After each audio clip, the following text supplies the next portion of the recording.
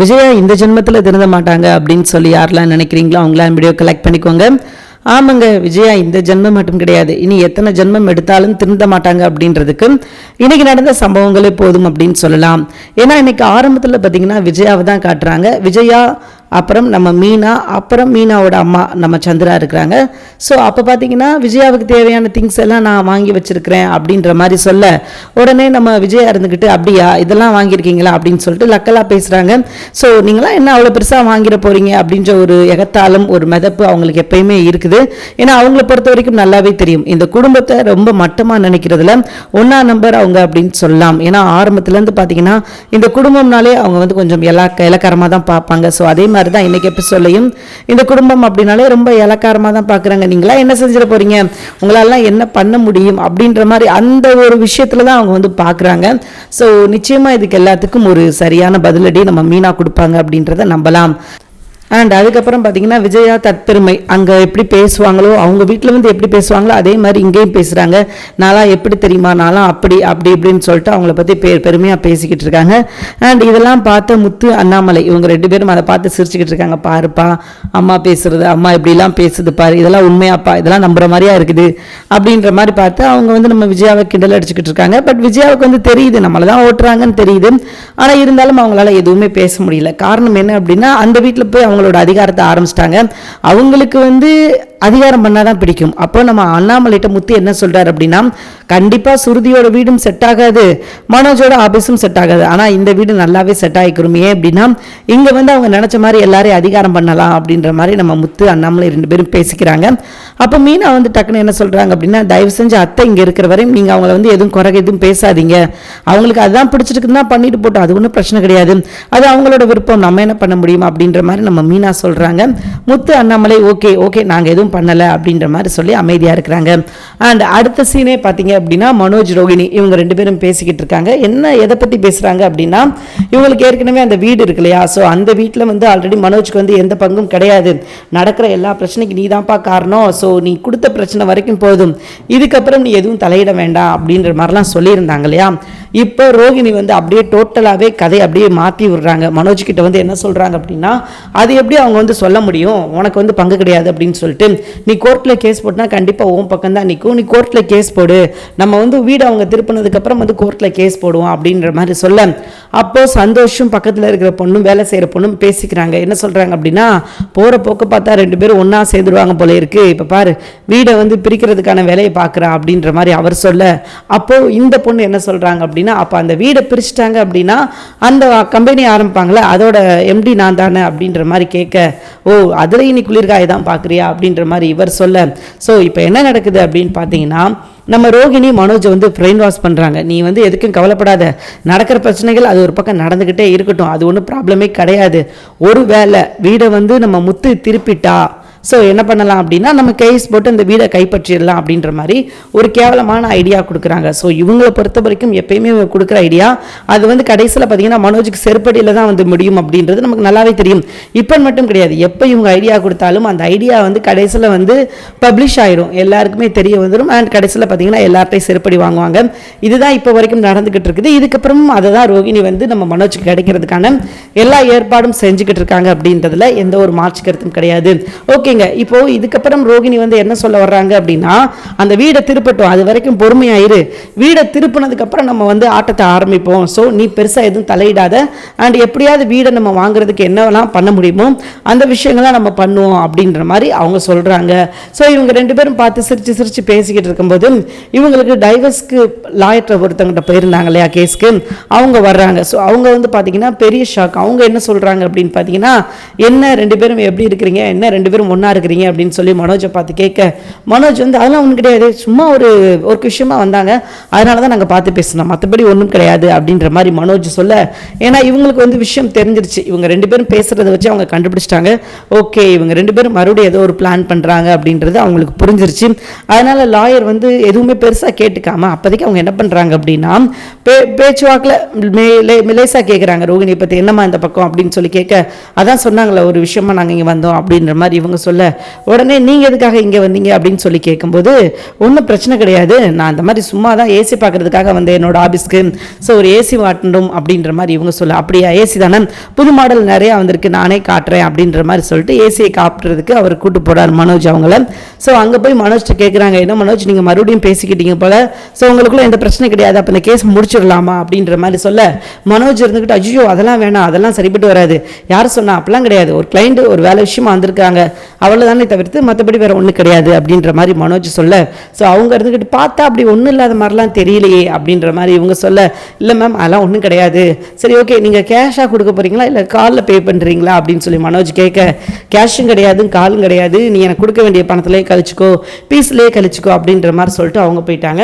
And அவங்க போனதுக்கப்புறம் இந்த விஷயத்தை போய் நம்ம ரோகிணி கிட்ட மனோஜ் சொல்கிறாரு, இந்த மாதிரி அவங்க வந்தாங்க பார்த்தாங்க எல்லாம் ஓகே சொன்னாங்க, ஆனால் கடைசியில் என்ன பண்ணிட்டாங்க அப்படின்னா கேஷை வந்து பீஸில் இருந்து கழிச்சுக்கோ அப்படின்னு சொல்லிட்டு போயிட்டாங்க அப்படின்ற மாதிரி இவங்க சொல்ல, என்ன மனோஜ் சொல்கிற, பீஸை வந்து அவங்ககிட்ட நீ காசு இப்போ வாங்கலையா, பீஸ்லேருந்து கழிய சொன்னாங்களா அப்படின்ற மாதிரி ரோகிணி கேட்க, ஆமாம் ரோகிணி என்ன பண்ணுறது, அவங்க பீஸ்லேருந்து கழிச்சுக்கோ அப்படின்ட்டு போயிட்டாங்க அப்படின்ற மாதிரி இவங்க சொல்கிறாங்க.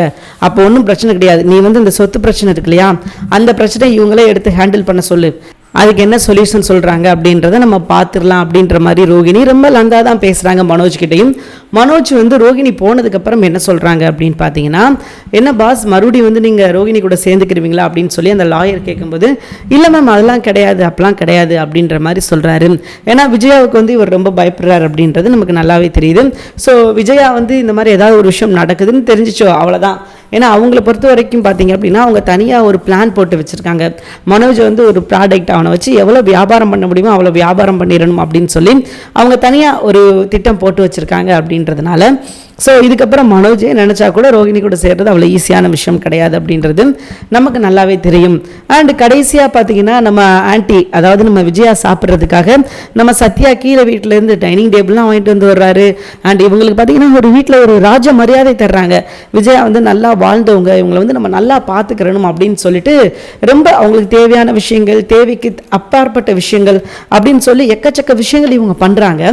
ஆனாலும் பார்த்தீங்கன்னா இதை எதையுமே விஜயா மதிக்கிறதே கிடையாது. ஏன் அவங்களே முதல்ல மதிக்கிறது கிடையாது. ஸோ இவங்கெல்லாம் எப்படி பண்ணுவாங்க அப்படின்னு பார்த்துக்கோங்களேன். அண்ட் இதில் என்ன பிரச்சனை அப்படின்னா இவங்க அவங்கள பற்றி ஒவ்வொரு விஷயமா சொல்ல சொல்ல சொல்ல வீட்டில் நடக்கிற விஷயங்கள் எல்லாத்தையும் யோசிச்சு பார்க்குறாங்க. இன்னைக்கு எபிசோடில் பார்த்தீங்கன்னா நாங்கள் வந்து எப்பயுமே எல்லாத்தையும் சாப்பிட மாட்டோம், தட்டில் எப்பயுமே ஒரு 4 பருக்கு மிச்சம் வைப்போம், அதுதான் மேனஸ் அப்படின்ற மாதிரி சொல்கிறாங்க. அண்ட் முத்து அண்ணாமலை அப்படியே வீட்டில் சாப்பிட்டதை நினச்சி பார்க்குறாங்க, வீட்டில் நல்லா வலிச்சு கட்டி தட்டெல்லாம் அப்படியே தூக்கி அப்படியே நக்கிறத பார்க்கும்போது இவங்க வந்து அதை நினச்சி பார்த்துட்டு சிரிக்கிறாங்க, சிரிச்சுட்டு அமைதியாக இருக்கிறாங்க. அண்ட் அண்ணாமலை முத்து அவங்களுக்குள்ள பேசிக்கிறாங்க, நீ என்ன நினச்ச அப்படின்றது எனக்கு தெரியும், நான் உன்னை என்ன நினச்சேன் அப்படின்றது உனக்கு தெரியும் அப்படின்ற மாதிரி பேசி இவங்களை ரொம்ப ட்ரோல் பண்ணிக்கிட்டு இருக்காங்க. விஜயாவுக்கு அது தெரியுது, விஜயா எப்படி அப்படின்றது எல்லாருக்குமே நல்லா தெரியும். அண்ட் மீனா செஞ்ச சமையல் அவங்க எப்படி சாப்பிடுவாங்கன்றது முதற்கொண்டு எல்லாத்துக்குமே நல்லா தெரியும். ஸோ அப்படி தெரிஞ்சுமே இவங்க என்ன செய்கிறாங்க அப்படின்னா பொய்யா ஏமாத்துறாங்க. ஸோ இவங்க வந்து பார்த்தீங்க அப்படின்னா ஒரு தனி பிம்பத்திலே இருக்கிறாங்க. அதுலேருந்து இவங்க வெளியே வருவாங்களா அப்படின்னு கேட்டிங்கன்னா கொஞ்சம் கஷ்டம்தான் இவங்க வெளியே வர்றது. அண்ட் இவங்க வரல அப்படின்னா அது இவங்களுக்கு தான் ஆபத்து. இவ்வளோ நாள் வரைக்கும் இவங்க வந்து இந்த வீட்டில் தங்கியிருக்காங்க, இந்த வீட்டில் அவங்கள பார்த்துக்கிறாங்க அப்படின்னா இந்த வீட்டில் தகுந்த மாதிரி அவங்க நடந்திருக்கணும், ஆனால் அது அவங்க நடக்கலை. அண்ட் ஓகே, கடைசி பகுதியில் என்ன நடக்குது அப்படின்னு பார்த்தீங்கன்னா விஜயா உட்காந்துருக்கும் போது ஒரு ஃபோன் வருது. ஃபோனில் யார் அப்படின்னு பார்த்தீங்கன்னா இவங்க கேஸை பார்க்குறாங்களே, டைவர்ஸ் கேஸை லாயரு, அவங்க தான் கால் பண்ணுறாங்க. கால் பண்ணி என்ன மேம் நல்லா இருக்கீங்களா, எப்படி நீங்கள் மறுபடியும் ரோகிணி ஏற்றுக்கிறதுக்காக பிளான் போட்டிட்டீங்களா, ரொம்ப சந்தோஷம், இதுனா எங்களுக்கு வந்து முடிஞ்சு போச்சு பிரச்சனை, ஜம்மு முடிச்சு விட்டுடலாம், நீங்கள் எதுக்கும் கவலைப்படாதீங்க அப்படின்ற மாதிரி சொல்ல விஜயாவுக்கு வந்து இங்கே தூக்கி வாரி போட்டுருச்சு. என்னடா இது, என்னடா சொல்லிக்கிட்டு இருக்கீங்க? அப்போ கேட்குறாங்க, மேம் நீங்கள் என்ன சொல்கிறீங்க அப்படின்னு கேட்கும்போது, ஆமாம் மனோஜ் வந்து ரோகிணி கூட வந்து சிரித்து பேசிக்கிட்டு இருந்தார் அவங்களோட ஆபீஸ்ல.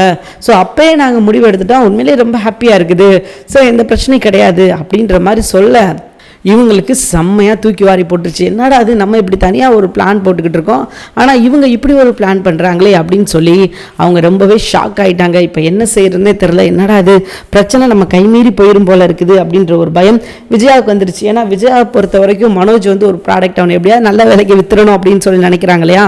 ஸோ அதுக்காக மனோஜ் இப்போ ஏதாவது ஒரு சின்ன விஷயம் பண்ணாலும் அது வந்து பெரிய விஷயமா தான் பார்ப்பாங்க. என்னது இவன் எப்படி பண்ணிட்டானா, இவனை சும்மா விடக்கூடாது அப்படின்ற ஒரு ரேஞ்சில் தான் இவங்க பண்ணிக்கிட்டு இருக்காங்க. எல்லா விஷயம் வந்து பேசுகிறாங்க. ஸோ எல்லாமே அப்படி தான் போய்கிட்டு இருக்குது. மனோஜும் பார்த்தீங்கன்னா தன்னோட அம்மா சொல்கிற விஷயத்தை தான் செய்யணும் அப்படின்றதுல உறுதியாக இருக்காரு. ஏன்னா அப்படி செய்யலைன்னா எல்லா பிரச்சனைக்கும் காரணம் மனோஜ் தான் அப்படின்னு சொல்லி அவங்க வந்து கலட்டி விட்டு போயிடுவார். எல்லாமே பார்த்தீங்கன்னா அவருக்கு தெரிஞ்சும் தெரியாமலும் தான் நடந்துகிட்டு இருக்குது.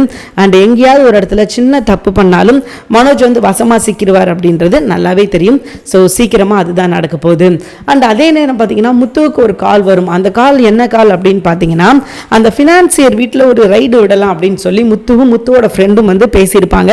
முத்துவோட ஃப்ரெண்ட் யார் அப்படின்னு பார்த்தீங்கன்னா ஸ்போக்கன் இங்கிலீஷ் கிளாஸ்க்கு வந்தார் இல்லையா, அவரும் நம்ம முத்தும் சேர்ந்து தான் அவன் வந்து எவ்வளோ கள்ளப்பணம் வச்சிருக்கான், எவ்வளோ பிளாக் மணி அவங்ககிட்ட இருக்குது. ஏன்னா ஒரு முறை பார்த்தீங்கன்னா இவங்களுக்கு நல்ல வாய்ப்பு கிடைச்சது. என்ன வாய்ப்பு அப்படின்னா சிந்தாமணியை வச்சு இந்த கேஸை முடிக்கிறதுக்கான ஒரு நல்ல வாய்ப்பு கிடைச்சது. ஆனால் அது நம்ம மீனா செய்கிறதுக்கு பதில் என்ன செஞ்சுட்டாங்க அப்படின்னா மக்களுக்கு நல்லது நடந்துட்டு போட்டோம் அப்படின்னு சொல்லிட்டு இவங்களுக்கு கிடைச்ச ஒரு துடுப்பு சீட்டை வச்சு மக்களுக்கு வந்து இவங்க வந்து யாருக்கிட்டலாம் அதிகம் கடன் கொடுத்து வட்டி வாங்கி அண்ட் யாரோட பத்திரத்தெல்லாம் திருப்பி கொடுக்காம வச்சிருக்காங்களோ அதை எல்லாத்தையும் வாங்கி திரும்ப அவங்ககிட்டே ஒப்படைக்கிறதுக்கான ஒரு வேலையை நம்ம மீனா பார்த்துருந்தாங்க. அண்ட் அதற்கான வாய்ப்பு பார்த்தீங்கன்னா கிடைச்சது. அந்த வாய்ப்பை வச்சு இவங்களோட வீட்டை கூட வந்து அவங்க கைப்பற்றி இருந்திருக்கலாம். ஆனால் அது கொஞ்சம் முன்னாடி நடந்தது அப்படின்றதுனால இவங்களை பல பெருசாக எதுவும் ரியாக்ட் பண்ண முடியல. அண்ட் இப்போ அதை கொண்டு போய் போலீஸில் கம்ப்ளைண்ட் கொடுத்தாலும் அது வேஸ்ட். ஏன்னா எல்லாத்தையும் வாங்கி எல்லாத்தையும் கொடுத்துட்டாங்க. ஆனால் இப்படி ஒரு கம்ப்ளைண்ட் வந்து பதிவு பண்ணலாம், வாங்கிட்டாங்களமா கொடுத்துட்டாங்களமா அப்படின்னு சொல்லி முடிஞ்சிடும்ன்றதுனால மீனா வந்து இப்போ தனியாக சிந்தாமணி எதிர்க்கணும் அப்படின்ற மாதிரி ஆயிப்போச்சு. அதே மாதிரி சிந்தாமணி பண்ண தப்பான விஷயங்களை வந்து சொல்லணும்.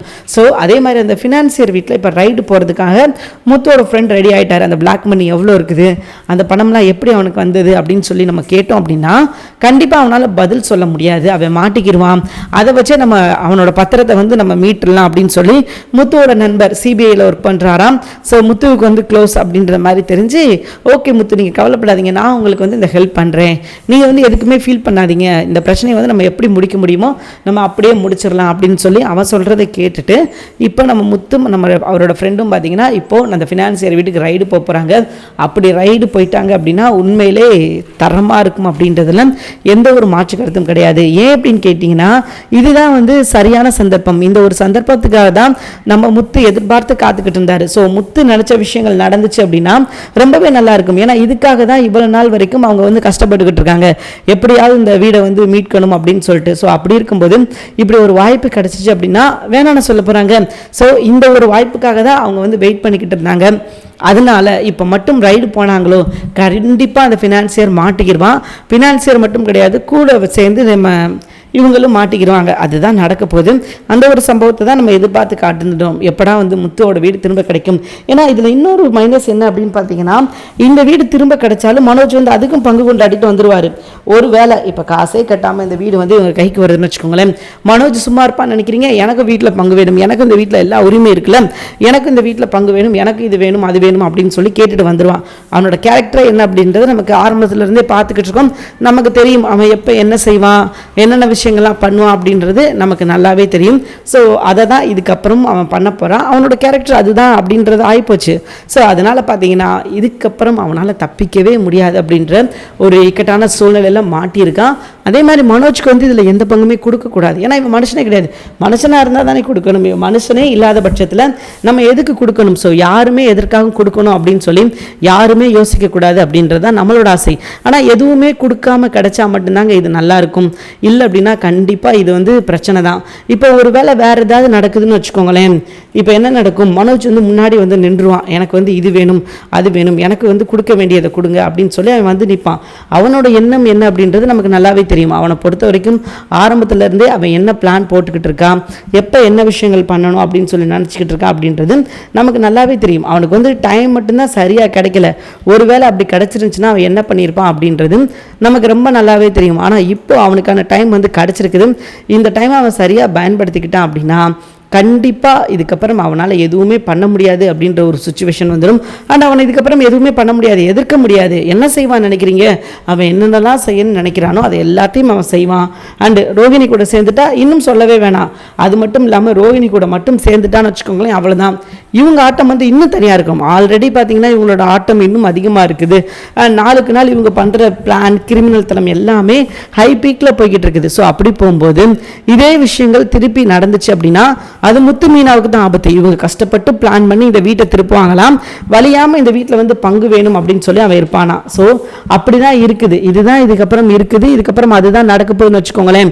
இவங்க என்னதான் பிளான் பண்ணாலும் இதுக்கப்புறம் இவங்க நினைக்கிறது எதுவுமே நடக்காது அப்படின்றது தான் உண்மை.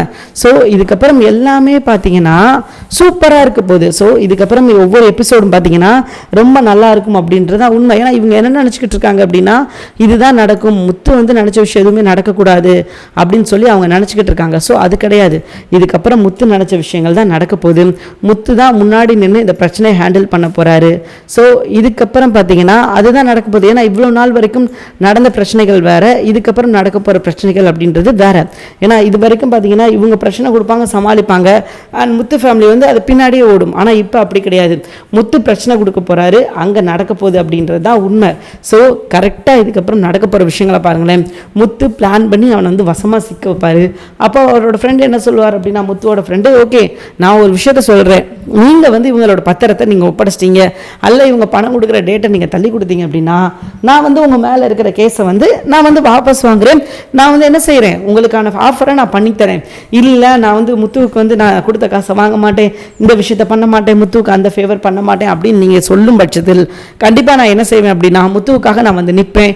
அண்ட் அது போக நீங்கள் இப்போ கணக்கில் கட்டாத பணம்லாம் வச்சுருக்கீங்களா, இந்த பணத்துக்கு எல்லாத்துக்கும் என்கிட்ட நீங்கள் வந்து கணக்கு ஒப்படைச்சு தான் ஆகணும், எனக்கு நீங்கள் பதில் சொல்லி தான் ஆகணும் அப்படின்ற மாதிரி அவர் சொல்ல இவனுக்கு வந்து உடுக்கடிச்சு போச்சு. ஏன்னா இவனே பார்த்தீங்கன்னா சேர்த்து வச்சது எல்லாமே பழைய பணம், எல்லாமே பார்த்தீங்கன்னா கள்ளப்பணம் தான், எதுவுமே வந்து ஒரிஜினல் பண்ணியே கிடையாது, எல்லாமே கள்ளப்பணம் தான். ஸோ அப்படி இருக்கும்போது இப்போ மாட்டினானா இது சரியான சந்தர்ப்பமாக தான் இருக்கும் அப்படின்றது நம்ம எல்லாருக்குமே நல்லா தெரியும். ஸோ இப்போ தான் அந்த ஃபினான்சியருக்கு உண்மையான பிரச்சனையே ஆரம்பிக்குது. ஏன்னா இவ்வளோ நாள் வரைக்கும் அவன் பிரச்சனை இல்லாமல் இருந்திருக்கலாம், ஆனால் இப்போ அப்படி கிடையாது. இப்போ தான் அவனுக்கு வந்து உண்மையான பிரச்சனையே ஆரம்பிக்குது. இவ்வளோ நாள் வரைக்கும் பார்த்தீங்கன்னா சிந்தாமணி சொல்கிற விஷயத்தை கேட்டு அவன் இஷ்டத்துக்கு எல்லாமே பண்ணிக்கிட்டு இருந்தான். ஆனால் இப்போ அப்படி பண்ண முடியாது. ஏன் அப்படின்னா இப்போ வந்து எல்லாமே பார்த்தீங்கன்னா முத்து சொல்கிறபடி தான் நடந்து ஆகணும். இவங்க என்ன நினச்சிக்கிட்டு இருக்காங்க அப்படின்னா முத்து அவ்வளோ ஈஸியாக ஒழிச்சு கட்டிடலாம் அப்படின்னு சொல்லி நினச்சிக்கிட்டு இருக்காங்க. பட் அதுதான் கிடையாது.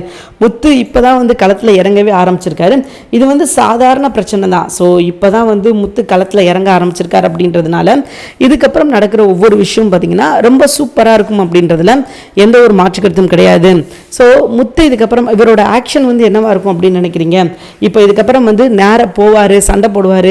நீ வந்து ஏன்னா இவங்க மிரட்ட ஆரம்பிச்சிடுவாங்க, அவனுக்கு வந்து வேறு ஆப்ஷனே இருக்காது. முத்து வந்து இந்த மாதிரி என்னை ஃபோர்ஸ் பண்ணுறாரு, என்கிட்ட இவ்வளோ பிளாக் பண்ணி இருக்கிறது அப்படின்றது முத்து தெரிய வந்துருச்சு. ஸோ அதனால் நான் ரொம்ப கஷ்டம்தான், இதுக்கப்புறம் என்னால் வந்து இதை ஹோல்ட் பண்ணி வைக்க முடியாது, நான் அதை வந்து ரிலீஸ் பண்ணி தான் ஆகணும், இல்லை அப்படின்னா எனக்கு ஃபேக் ஃபயர் ஆயிரும், முத்து வந்து எனக்கு எப்படி ஆப்படிக்கணுமோ அவன் அந்த விஷயத்தை எனக்கு ஆப்படிச்சுட்டு போயிடுவான், அதனால இதுக்கப்புறம் என்னால் எதுவும் பண்ண முடியாது அப்படின்னு சொல்லி இவன் என்ன செஞ்சிருவான் அப்படின்னா சிந்தாமணி வந்து கைவிட்டுருவான். சிந்தாமணி என்ன ஆசைப்பட்டாங்களோ அது எதுவுமே நடக்காது. கடைசியில் பார்த்தீங்கன்னா வீட்டு சாவியை ஒப்படைச்சிட்டு இவங்க பாட்டுக்கு போகிறது மட்டும்தான் இவனுக்கு ஒரே ஆப்ஷனாக இருக்கும். இல்லை அப்படின்னா இவன் முத்துவோட ஃப்ரெண்ட்ஸை வச்சு அவர் வந்து அவர் பக்கம் இருந்து மிரட்டுவார்.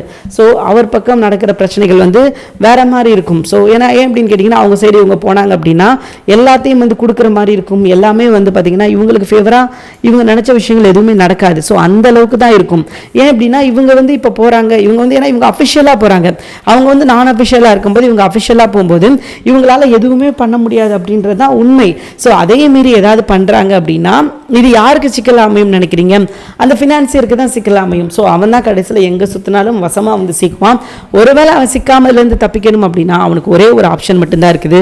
அது என்ன அப்படின்னு கேட்டிங்கன்னா முத்துக்கிட்ட ஏற்கனவே கொடுத்த டைம் நான் உங்களுக்கு கொடுக்குறேன், எனக்கு எந்த பிரச்சனையும் கிடையாது, அந்த டைம் வந்து நான் உங்கள்கிட்ட கொடுத்துட்டேன், நீங்கள் என்ன பண்ணுங்கள், தயவு செஞ்சு இந்த கேஸை வந்து நீங்கள் வந்து வெளியே கொண்டு போக விடாதீங்க, இல்லைனா எனக்கும் பிரச்சனை முத்து அப்படின்ற மாதிரி அவன் போய் கெஞ்சிற வந்து ஒரு சூழ்நிலைக்கு இவரை தள்ளிடுவாங்க.